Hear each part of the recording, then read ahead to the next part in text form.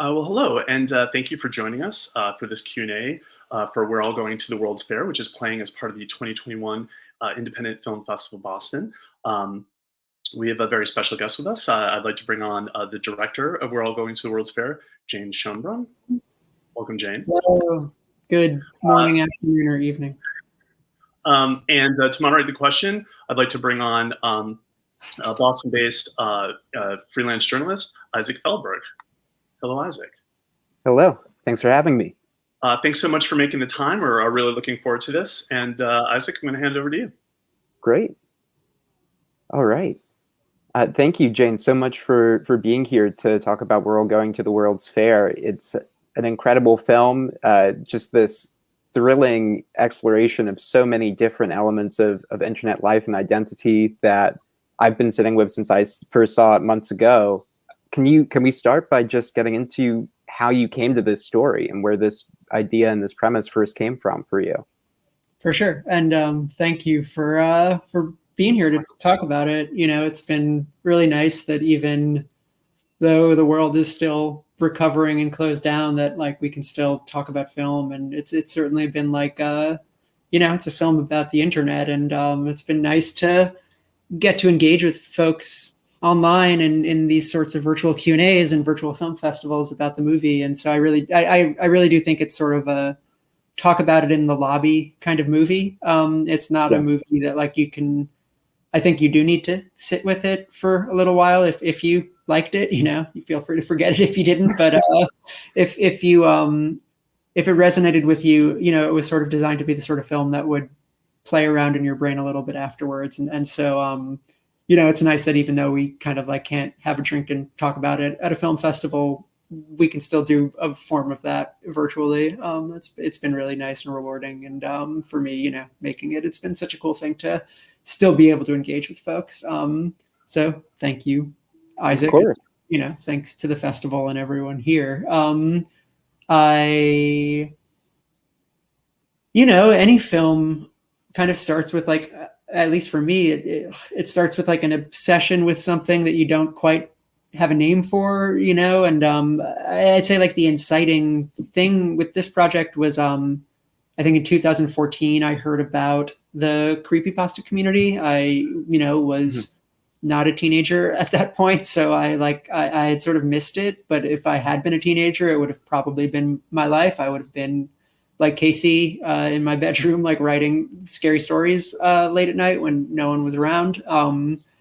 And, you know, when I heard about this community, that like it immediately just like attached itself to me. And I started researching it and, you know, like actively sort of like going on these forums and watching these YouTube videos. And I think what drew me in, you know, I have a fascination with outsider artists. I have a fascination with like the way that the internet is changing the way we think and the stories we tell and our relationships with each other. And, you know, especially in this case, the sort of the space between truth and fiction, you know, and the way that I think what I was really drawn to in the creepypasta world, which is this very specific form. It's not just scary stories, like and the film tries to express this, but it maybe expresses it in an oblique way. Like what the core idea of this sort of internet storytelling is that you are experiencing it. You have to really pretend that it's true. Like you can't sort of tell a story where you get murdered at the end of the story, because then how are you telling the story? And that's like one of the core rules of this form of storytelling. Like on the Reddit subreddit for this, the one of the rules is everything is true here, even if it's not. And that really resonated with me, you know, as somebody who was like also going through transitioning my gender and trying to like understand the difference, the ways that we can use fiction to sort of express something very true. I'd say was like the thing that I attached myself to early on in this subject. Thank you so much for sharing that. And there really is so much here to dig into, and I'm excited to.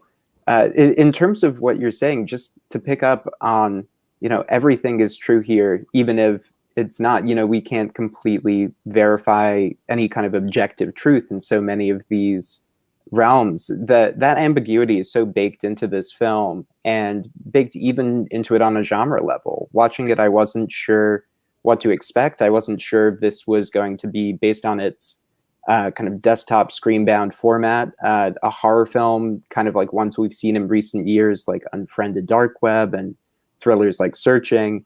But the film is so much more than that, and it really goes into so much more rich ambiguity in terms of what's happening to Casey and in terms of this whole online community that she is discovering and that she is engaging in.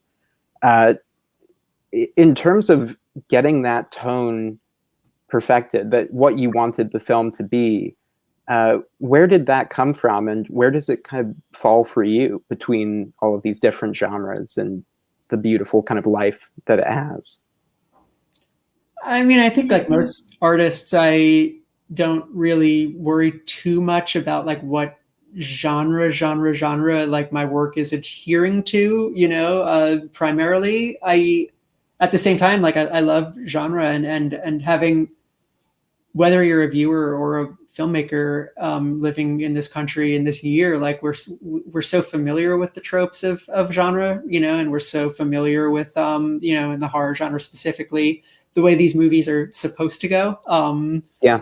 And there's a quote by the filmmaker Asayas. I've talked about this a few times at Q&As, but he talked about when he was making the film Personal Shopper, wanting to use genre as like one of the colors on his paintbrush, but not the only one. And I tried to stay true to that, of like, I do think that kind of like knowing how the audience is going to be watching your film, if you sort of set it up within this world and realm of like horror, yeah, that they'll have certain expectations of what they're watching. And the goal for me wasn't to like fulfill those expectations necessarily. It was to use them to my advantage, to maybe surprise people and to get at, you know, start to bend them and play with those expectations to get at this like deeper emotional statement or reflection or whatever you might call it, that I wanted to sort of like reach with the film. And so, yeah, when people call it a horror film, I like that. When people get angry about it not being a horror film because people don't get murdered really in it, like I'm happy with that. You know, like I really love the idea of like people having a relationship with the film, the way that the film is playing with genre, and whether that relationship is like surprising or frustrating or affirming. Like you know, it's all good with me. Completely. And there's something so much more truthful about that as well, about not picking any kind of box in terms of the film's categorization, because I know that I'm a little tired of all of these like techno-paranoiac visions of internet life as this purely dark, scary place. I mean, there's menace there, there's some threat there, but there's also community, and there's also just self-discovery and freedom. For you as an internet citizen and as someone who has spent time in these communities and encountered creepypasta and looked into this, do you think that it gets a bad rap? Like so many of these different sectors of the internet, they feel a lot richer than the way that we usually see them depicted. Yeah, I absolutely did not want to make a movie about like how the internet is a terrible place and everyone on it is a pedophile, and you know, like don't go there because it's ruining kids today. Yeah. That's not interesting. We've seen that a million times. I do think that like is something that a lot of people watch my movie and read that in it. And again, that's fine if that's like how you relate to it. You know, the movie isn't trying to impose any viewpoint on you. And there are a lot of scary, terrible things about the internet, although I think many of them can be traced to scary, terrible things about capitalism. And Sure. The ways in which the internet has sort of like evolved from a you know, a truly free space in its early days on like Usenet forums to something that's really been commodified.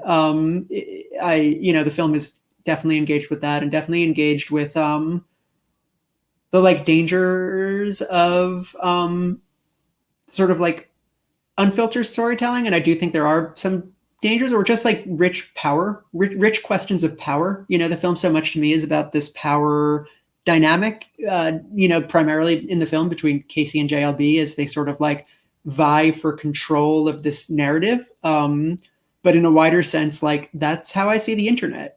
Donald Trump did a really good job of taking control of our narrative as a world. And he did that primarily using the power of the internet, in this like very commodified, I'm going to give people what they want kind of way. And so, like I can go on about this forever. There are many ways in which the film is like critical or thinking critically about like our life on the internet. But I do think it's really important to say that that's absolutely not all it is. And like as a trans kid, and as a trans adult, like the internet, I think it's tough for people because when you think about these sorts of spaces, and especially like horror spaces, which like the imagery in them can be quite dark, and like disturbing.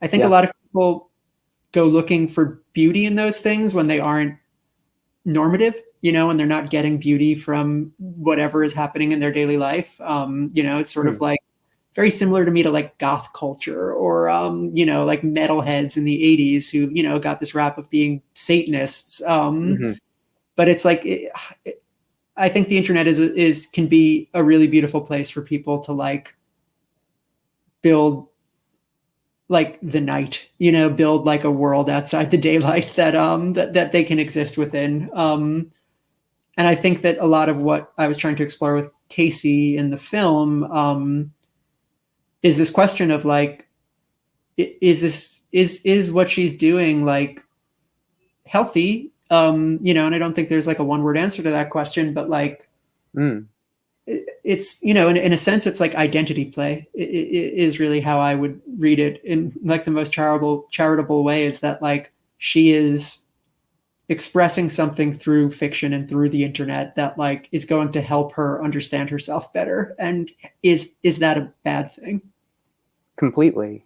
It's so interesting to watch that play out, because I love the relationship. You mentioned this a little bit earlier, that your film builds with the audience, where you're questioning whether what you're watching Casey do is this genuine transformation or something that she is engaging in identity play with.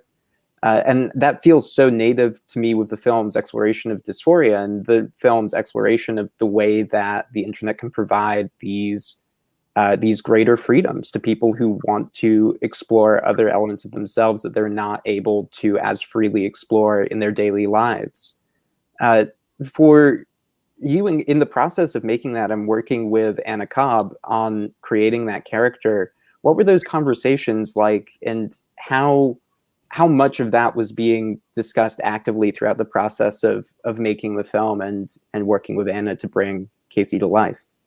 Well, so I can't believe we've gotten this far into the Q&A without discussing Anna Cobb, and I wish she could be here. She's like on family vacation right now. I mean, this film is like as much hers as mine. And, as you just saw, if you watch the film, like she is incredible.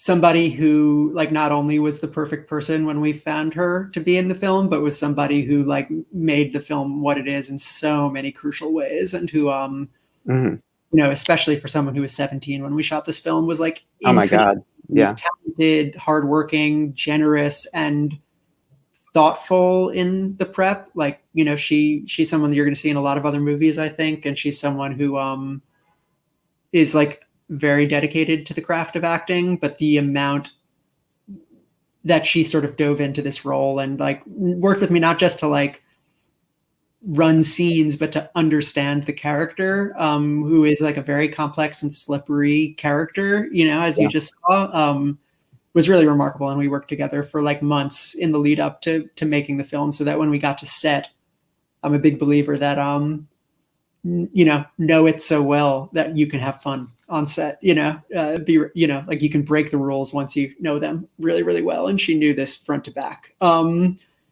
She and I, it's funny, like Anna she doesn't like horror movies. She doesn't use the internet very much. She doesn't have social media. She is a 17-year-old kid and she knows that world, but it's not for her. And a huge part of getting her into the mindset of Casey that we eventually reached was like getting her to really like occupy and understand the perspective of somebody who could be drawn to this world and what they would be looking for in it. And, you know, I had her watch a lot of horror movies. We made like YouTube vlogs in character that she did that we would then talk about. And it really was like, it took a long time for her to sort of find, I think, the core, the center of the character that I don't know is ever like explicitly stated by the character in the movie, and like really understand the desire of the character in the movie, which I don't even think the character understands fully. Completely. But she made one vlog for us when we were like the fourth or fifth one. You know, she would just do these vlogs where she would talk in character for hours, and she made one, and there was one moment towards the end of this really long one where she just like sort of slowed down and she said, I don't know, we'll see. Maybe something will happen someday.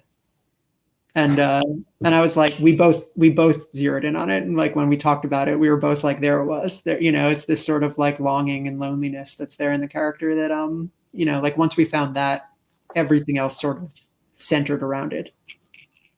Yeah, completely. And that loneliness feels both so core to this character, so core to internet life in a lot of ways, but also very timely to this past year, seeing the film come out at this juncture in time when we've all spent a year sequestered in time. I know it felt, I felt more in a way open to it, to the idea of this fantastical other realm through role play that you could unlock. For you to be releasing the film kind of in this unusual environment, what have you observed as someone who's studied the internet as closely as you have for as long as you have, about how that particular kind of rollout has affected either your perception of the film or maybe audience perceptions of the film that you could think of? Yeah, I mean, it is funny. We wrapped production on the film on March 1st of last year. So wow. It was really like a week before everything changed. And, you know, as we sort of like slowly over the next month or two realized like how long-term and how serious this was going to be, we like kind of realized that we had made an accidental COVID film. I like to joke that it's like the first socially distanced movie before that was like a term, you know, like there's one moment in the film where characters are within 6 feet of each other. And most of it is just somebody alone in the room with a computer, which obviously has become more people's existence than it used to be. In terms of how they've reacted to it with the added context of COVID, it's interesting. I do think people are like more maybe plugged into this sort of feeling of isolation than they would normally be. And certainly for me, it's been like really poetic to see the film sort of like devoured by the internet. I just watched it in a movie theater for the very first time with an audience, and it was a completely different experience than anything I've had so far. We premiered at Virtual Sundance this year, and I think for our film, it was perfect, like to get to log online right afterwards and see like thousands of reviews already posted, and to, especially to get to read writing and talk to folks, trans folks, and, people who are like real internet people, and young people who like Alex G, our wonderful composer. Like so many people got to see the film. The people that the film is going to speak to best got to see the film immediately. And get to engage with it and sort of cultivate the discourse around it. And, that certainly would not have happened at like the Eccles Theater at Sundance with a lot of really busy, important industry people.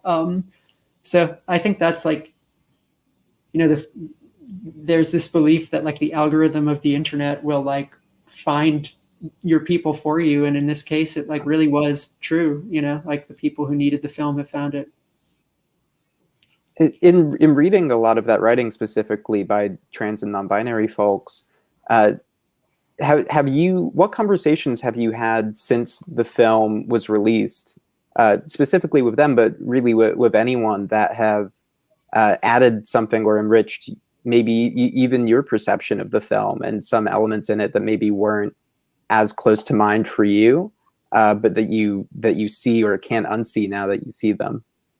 Yeah, and like the film is from the gut, it's from the rib cage. I like to say it's like a film that and it's a scary thing to do. You know, I when we shot it, I hadn't started my physical transition yet, and I was sort of like in the middle of the coming out process. And I'm now 9 months on HRT, but still very early in my transition. And I thought it was really important to make a film that was like from the gut, like I said, that like didn't strive to like underline the trans experience, you know, or even textually discuss the trans experience. What I really felt like I needed to do, and like having done it, it almost felt like I was purging something, you know. I needed to sort of find a way to express something that I felt like I didn't have words for. And that like was definitely an experience of dysphoria and an experience of coming to understand the feeling that you've always sort of been outside of your body. And I think by the time the film premiered, I had a really good handle on all of that, and knew what the film, where the film came from and what it was talking about. And, you know, this sort of, I really like a trans film critic named Willow McClay, you know, calls it like a wisp of smoke. Like it's something that will be really recognizable to trans people, but might be invisible to cis audiences. You know, like everything from the idea that like when Casey sees that distorted face on the projector screen, she approaches it, you know, that feeling of wanting to approach it, to the feeling of feeling out of your body. Like, you know, there's so many things in here that I think trans people can grip, but that aren't thought of as trans things yet in culture. And I did have a pretty good grasp on all of that by the time the film was done and ready to come out. But still, it's terrifying, you know, and it's like terrifying to sort of open yourself up like that and hope that people aren't mad at you, or hope, you know, like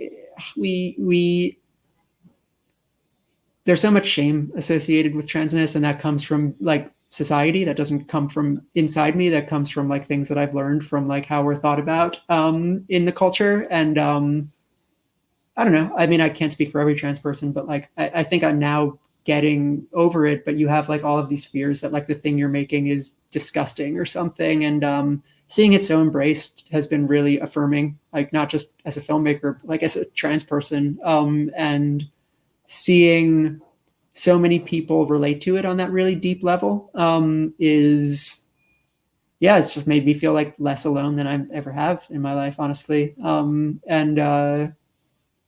the other weird part of it that I guess isn't directly trans related was like, I thought that my experiences growing up on the internet, that this is like loosely drawn from, were like really weird and crazy and singular. But it's been wild how universal these sorts of like strange relationships that maybe people of my generation had with like young, you know, when we were young, with much older men online. That's so many people have written about it, being like, I thought I was the only one who had this weird relationship that I, you know, like was sort of playing with fiction and identity in really weird ways. Yeah. I think that's formative for a lot of people, but invisible. There's such a catharsis through that visibility and through just seeing, having that connection. I'm so happy to hear that that's been your experience with it. And so many audience members' experience with the film as well. I can't believe I've gone this far into our conversation without congratulating you. I know that the film recently announced distribution with Utopia and HBO Max, so it will be out both in theaters and streaming next year. And seeing the film at Sundance, I knew it was a special film, and I knew that it would need a distributor that really got it. What were the conversations that you had that convinced you that this was the right home for this movie, and that you were placing it into good hands? We had a few really great offers from really thoughtful, lovely companies, and there were a few homes that could have been lovely for the film, and that is really lucky and really nice, and I think really rare. I know enough about like the independent film landscape that I knew what kind of movie I was making. I knew that it wasn't going to be for everybody. I knew that like it's really my belief that going slow is just about the boldest thing you can do as a filmmaker in America. And I knew that the film opened with someone eating string cheese for a couple minutes. And I wouldn't have been surprised if we didn't end up with options or even any distributor. I was ready to sort of hit the road and take it out myself. When Utopia, they're a young company. They're a filmmaker driven company. They really understood and loved the film. They wanted to give it a creative release. We're going to be doing everything from like a soundtrack to Blu-rays to all kinds of weird stunts around it. And since they're like getting started and trying to release weird films, they're like really, they're excited about that sort of thing. And then the HBO of it all is just incredible. Like, unfortunately, I don't think it's a great thing, but unfortunately, like most people won't really think of your film as a real film unless it's on one of 4 mega platforms, and I think it's the sort of film that will find its people, and the more available it is, the more people of its people it'll find. And just the idea of that like image of Casey with her face painted, just like up there while you're scrolling on a streaming platform. To me, I know people will click on it and just discover it as this hidden thing. And some of them will really get something out of it. And the idea that the film will have that sort of life on HBO is just like so cool to know that it'll sort of be out there in the world finding its people. I'm so happy to hear that, and I'm excited for this wider audience and for IFFBoston audiences to be seeing and talking about the film, but to know that it's going to only expand from here on out in terms of discussion and in terms of conversation driving. I know that we're coming up on time for the end of this Q&A, but to kind of wrap this up, I mean, I know that our audience who's watching this Q&A has just seen the film and is sitting, turning it over and discussing and thinking among themselves about it. How have you responded to audience members who've come to you and asked about the ambiguity of the ending and either asked for answers or asked for something else? I mean, the ending, I don't think it's like it. I think I'm very interested in the way a film sits with you over time. Like a lot of the movies that I find myself returning to as my favorite films, and the ones that sort of like, you don't just watch and you say, oh, that was a really fun movie, that you find yourself almost like longing to return to it, are the ones that leave a lot of mystery and are, very much about tone and atmosphere and feeling. And I think those sorts of things just need time to grow in your brain. And I think everyone will attach themselves to different elements, right? Like it's a conversation with many different people, and the film will grow in one person's brain really differently than it will grow in another person's brain. And I just believe in like honoring that. And the film was definitely like made in that mindset. That's not to say that like, I think it's an ambiguous ending. I think that like you can arrive at your own unique feeling about what it is trying to say and doing and how it makes you feel. I just feel that me sharing my own version of that would just be like counterintuitive to what I hope the film means to you over time. Completely. I understand that. And it is a beautiful film. I'm so happy that I was able to see the film a few months ago, and the fact that I'm still turning it over, it just it has that impact. Well, thank you. It was made with a lot of love and care and feeling, and I think that's like, I hope I get to keep doing that as a filmmaker. It's the best. Yeah. Well, yeah. Hey, so Isaac, thank you so much for joining us, for moderating this. And Jane, thank you so much for taking the time and for sharing your film with us. We truly appreciate it. Thank you. Thank you, Isaac. Thank you, Brian. Thank you so much, Jane. Thank you, Brian. Boston audiences for watching. Take care.